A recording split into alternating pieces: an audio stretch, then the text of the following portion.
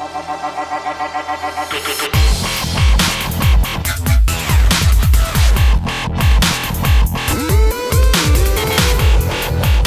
guys, Ash Lane here. It's time for Beyond the Sneak Peek Part 2 with special guest Powerbang from Powerbang Gaming YouTube channel.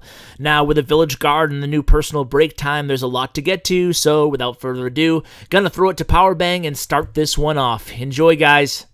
What's up, guys? It's Powerbang here, and I am with my buddy Clash with Ash, Ash Lane, from over at his YouTube channel, and we are getting together for the second time in a matter of a couple weeks here to talk about the sneak peek number 2 that Clash of Clans has put out this morning. So how you doing, Ash? I'm doing well, man. A lot of information to get to. It's good to chat with you again.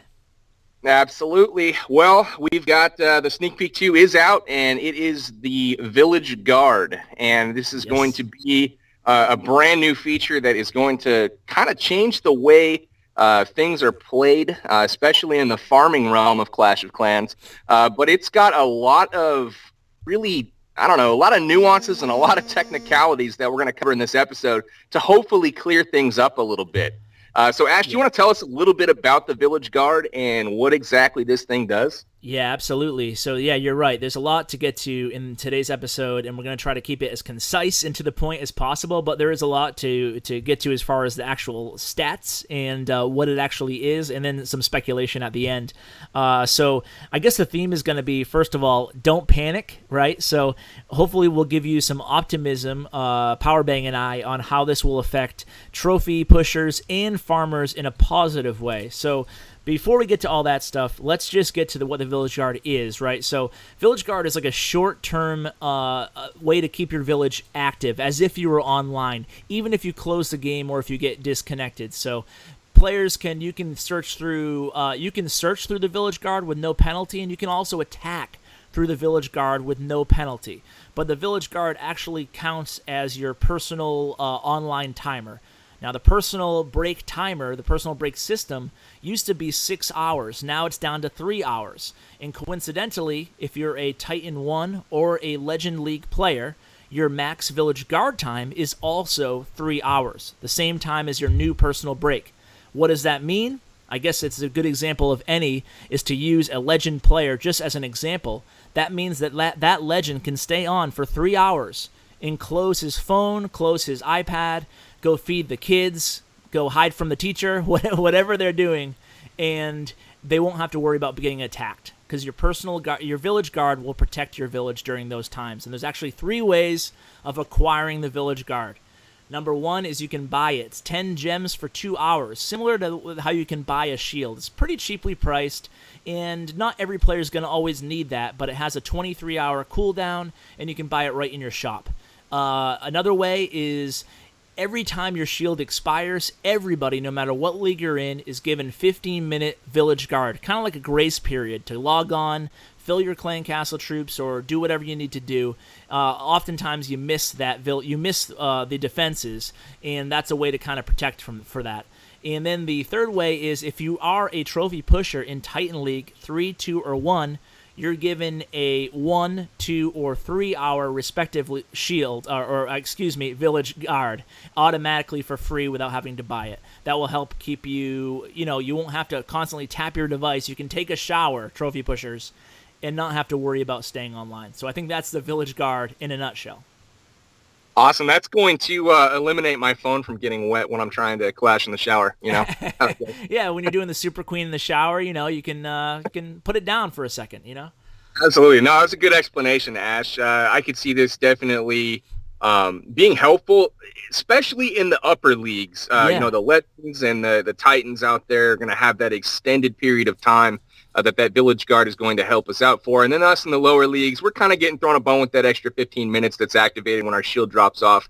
And I've missed a few, shields by 5 minutes and been pretty upset about it. But, for the most part, it's going to be geared, I think, towards a lot of those upper tier players. Yeah, I think it will definitely benefit the whole the worry about always having to go on defense or always having to touch your device. So, but we should talk about the mercy rule briefly, and that is, I think, the best and easiest way to understand it is if you're attacked, by a really crappy attacker who doesn't give you a shield, so less than 30% destruction, well, you're given an additional 15 minutes of Village Guard.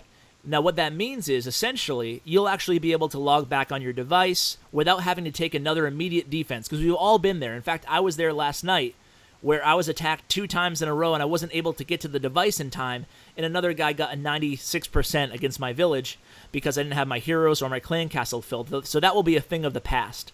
And if someone attacks you if 3 crappy attackers or 3 subpar attacks go against you right in a row, you'll actually get the additional 3 hours of Village Guard, or of personal time added to you. Your personal time will reset, essentially. So how would that even possibly affect anybody? It will affect players who are playing on boost or hardcore farmers. Do you want to talk briefly about a situation where that might benefit those people? Yes, certainly. I know for me personally, doing a lot of the content creation that I do limits my time to do farming to do farming in general, like throughout the day. So when I do my farming, it's typically inside of boost sessions where I'll sit down for a couple hours or even back to back sometimes. And it sounds like that 3-hour limit is going to potentially play a role there. But if you log out and take some defenses in the meantime, it might extend that period of time for you if you're able to, chain together some defenses and potentially, win some fights there. So there's also the ability to buy, we talk about the ability to purchase that from the shop for 10 gems. Yeah, so that is the third way you can get one, and it's a 2-hour Village Guard for 10 gems. So basically you can protect any session. Maybe you're in a crappy Wi-Fi area, but no matter what the reason, you can buy that protection for, like I said, 10 gems, which is basically a few pieces of yard trash. So it's kind of a reasonable price, like I said, and it gives you that bonus protection of not having to worry about going on defense if you don't touch your device every, whatever seconds. Or if you're watching a movie or something. I don't know how many times I've been watching, a TV show or something, and I look down, I'm like, oh, crap. The phone turned off. Yeah, exactly. So that will be a thing of the past too, as long as you have the Village Guard protecting you. It's just really another ability you can use to help protect yourself from unintentional going on defenses. Is what it's all about. Gotcha. I think we should probably transition into. By the way, we'll go ahead on both of our videos and put a little screen cap of comparing the Village Guard to the shield, just so you can see side by side. It's from the forums. Guys should probably go read the forum post if you want to know more intricacies of the sneak peek too. But we'll go ahead and post it. I think comparing the Village Guard to the shield really makes it more digestible for people when trying to take in what it all means. And I think I was telling you this off the air, Powerbang, but I think that after one day of actually living in this real time, it will become second nature. It's not quite as complex as it seems right now. Absolutely. I mean, I don't know. A lot of people are probably in the same boat as me, but, when I read this for the first time, trying to, digest and decipher all of the changes in the text, it was really difficult for me to kind of grasp and get my head around. But I know it's one of those things where, once it comes out, it's going to be like, oh, well, that's what it means, and just a matter of playing the game for a couple days, 3 days, everybody's going to have the hang of it pretty quickly in my estimation. Yeah, I agree with you. So I think that we'll definitely look back in a few months. I think there's a lot of chatter right now on Twitter, and I think that's what I want to address right now. What we'll basically cover the 3 topics right now briefly. And one is, how is this going to affect farming? A lot of people, farming is dead, farming is awful. This is what are they doing to the farmers? So I want to address that. Hopefully, like I said, add a little note of optimism to the cries going on right now, and also address speculation on how this will affect high-end trophy pushing. And then I wanted to ask you a little bit about, as a war-oriented player, what you thought so far of the update as you know it. So let's start with the farming stuff. So I'm going to give you my thesis here, and you can tell me if you think I might be incorrect or maybe if you agree with me. And I think that farming is going to change. There's no doubt about it. And this is speculation, by the way, but I think that some people are overreacting to how more difficult it's going to be to farm. So first of all, I think the economy is going to see a boom. I think that's pretty much inevitable. I think that you're going to have people taking defenses much more often because of the reduced personal breaks, and because of the no town hall sniping. That's going to add a lot more loot to the pool because you're not going to be able to stockpile and hoard loot as easily. So one of the effects that will have is there's no doubt about it, it's going to be a little bit more difficult to protect your loot because you're not going to be able to take those easy free snipes. But on the flip side, it's going to be much easier to get loot. There will be more loot plentiful in the game to steal. Now, how that affects a farmer. Let's say you're a hardcore farmer and you like to boost, and you usually boost for 6 hours at a time. So this is a small minority of the overall player pool, but I still think even those players are going to see an overall benefit in farming. And the reason being is because let's say you used to boost for 6 hours. Now you can only boost you can still boost for 6 hours, but in the middle of that 6 hours, your new personal break, which is 3 hour limit, is going to kick you off and make you take a defense. So let's say hypothetically you lose 500,000 total loot in that defense that you take. Well, you're going to be able to make up that 500,000 loot not only in A, the fact that there's more loot available per village, but B, the fact that you're able to attack through shields lets you manage your day, lets you pre-plan your attacks for the day. You don't always need that 12 hours of shield. Maybe you only need, 6 of it. That means you can attack 2 times in the shield throughout your day, hopefully easily recouping that 500,000 gold that you lost on defense. So absolutely, that was a mouthful. That was a mouthful there. But those are really great points, though, and something I've seen the same overreactions, and I will call it that because that's what we as human beings do. We overreact to things, true. right? And there's no place better to overreact than on Twitter. But going back to some of the farming impacts, I'll start with a question. How many times have you been doing your day? You get attacked. It's like 7:30 or 8 p.m. You get into your shield, and it's like, okay, I've got a 12-hour shield. I'm going to be up at like 7 in the morning. It's going to last all night. But I have like 3 free hours right now. Do I want to break that shield? You know what I mean? Yes. So you're like in this dilemma, like, late in the evening, and it's like, well, crap. Before, there's a lot of times where I just foregoed my farming and, decided, well, I'll just sit in the shield for the night or whatever. And I think that could potentially alleviate some of that stress because now we can attack from within the shields.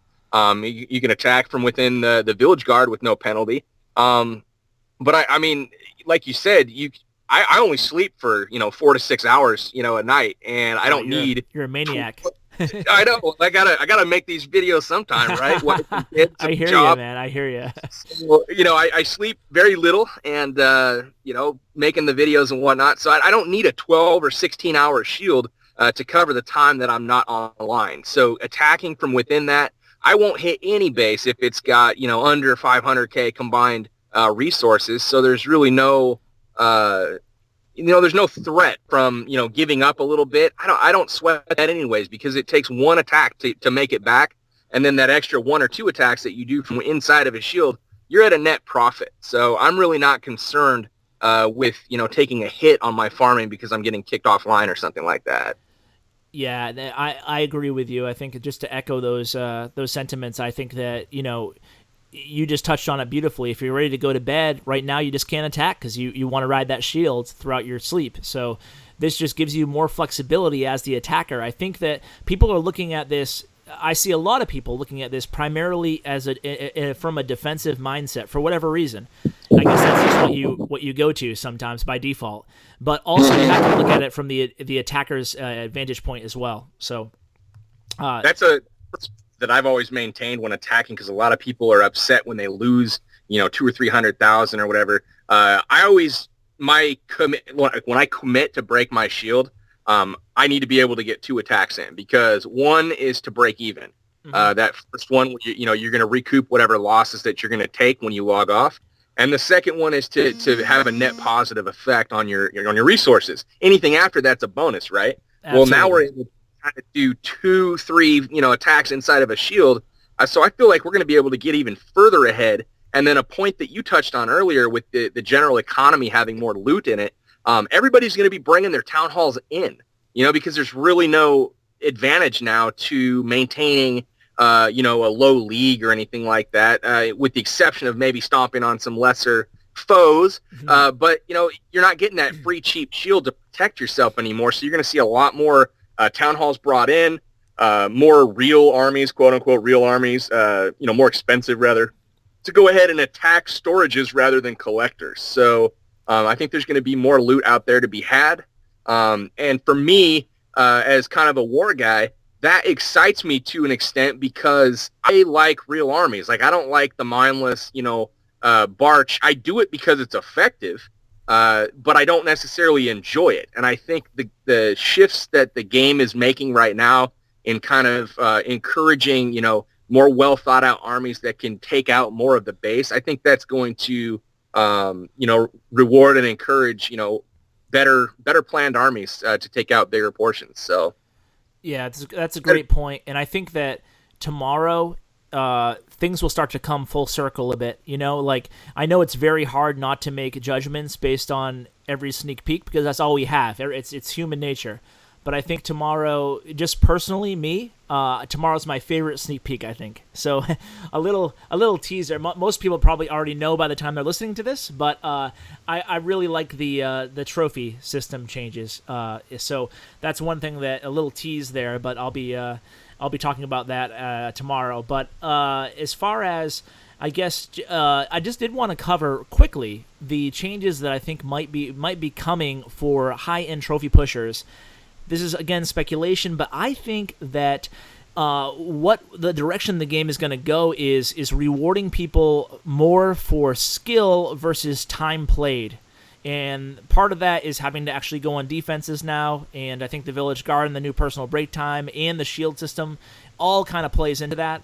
But I think we're going to be looking at, more opportunity to defend and more opportunity to attack, which hopefully will mean a big cut down on cloud time in Titans, and that's been one of the big, obviously for a long time, that's been one of the biggest criticisms, and some people like it. Of course, the people who are up the top like it because they have the time to spend 12 hours a day, but I think that might be, although you can still utilize your time, I think it won't be so unfairly balanced to benefit those who have an abundance of time.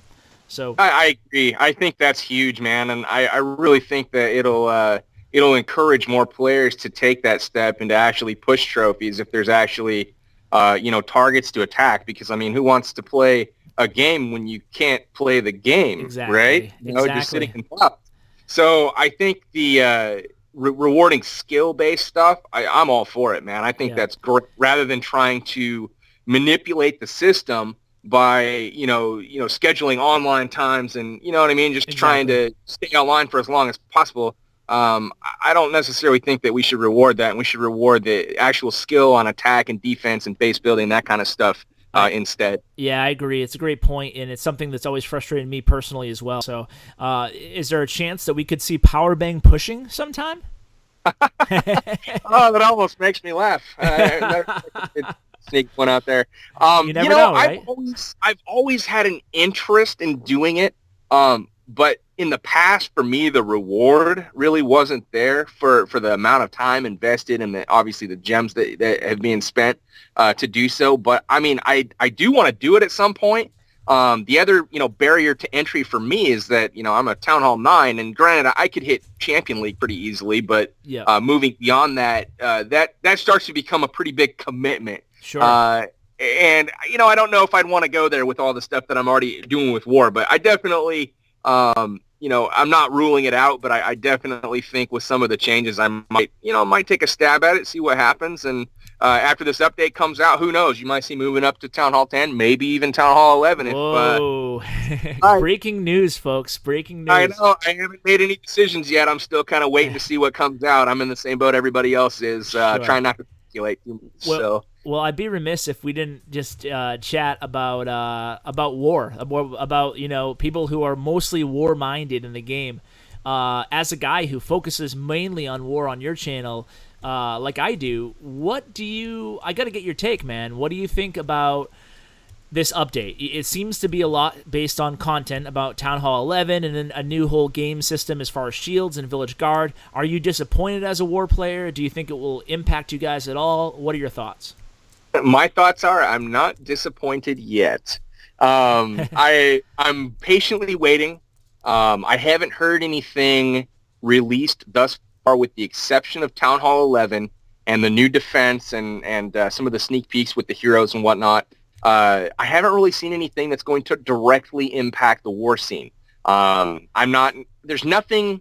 I mean, there's a few things in mind that I can think of that I'd like to see, but I'm not demanding anything in particular, I guess, with regards to game features. I'm kind of one of those go with the flow. I'll see what happens, but it would be nice to see some sort of refresher, some sort of attention get paid to the war, the clan war scenario as is, because right now it's been a long time since we've had any updates at all, and I know the community in general is looking to see something, throw us a bone here, to the war community.